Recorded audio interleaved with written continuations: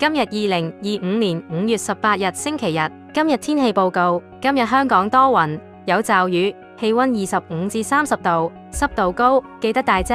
市場速遞：中美日內瓦會談有共識，美國90日內將中國貨關稅降至30%，中國對美貨降至10%。內地股滬指企3400點，港股恒指上23000點，美股道指升逾1000點。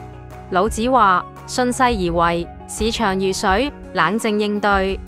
港股動態：恒指全周升2.09%，報23,345點，連升6周。南向資金流出86.9億港元，周一淨流出185.3億，2021年2月以來最高。市場情緒波動，個人款項易受影響，年內南向增量約3,000億港元。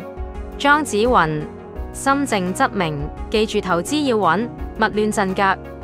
美股外匯：美股反彈強，道指升3.41%，標普升5.27%，納指升7.15%。美元持續偏弱，摩根大通、同德銀睇淡，穆迪將美國信評降至 LA1，債務重，美元吸引力跌。孔子教導：謀遠不謀近，眼光要放遠，理財要長遠。關稅與AI，特朗普話2-3週內撤新關稅，市場觀望。AI競賽中美各有強項，美國重硬體，中國線算法、晶片解封推AI研發。今早經濟，滬指3367點，升25點；恒指23,345點，升478點；道指42,654點，升1405點。美元對人民幣7.2103，跌296基點。港元對日元19.45，現價參考紐約黃金3200.41美元1安士，跌131.06美元。紐約原油61.96美元1桶，升1.34美元。美10年國債收益率4.443，升62基點。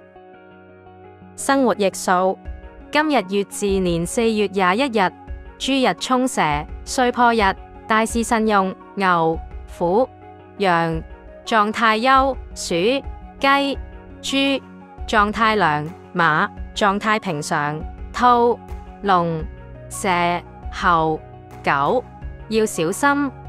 配色：黑色旺，綠色順，黃色宜談判，紅色要避。孟子云：順天應人，環境配合，事半功倍。今日講住咁多先，聽日再見。